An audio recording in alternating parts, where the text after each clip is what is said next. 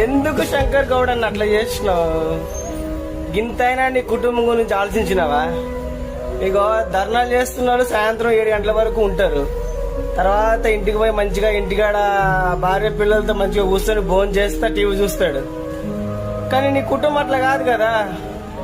ఇవాళ నీ కోసం మౌనవ్రతం పాటిస్తారు, తర్వాత రేపటి నుంచి మళ్ళీ వాళ్ళ కుటుంబ సభ్యులతో హ్యాపీగా ఉంటారన్నా.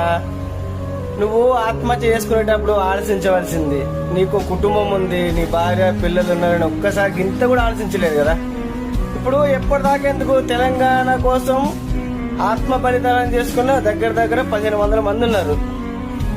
16 సంవత్సరాలు అవుతుంది.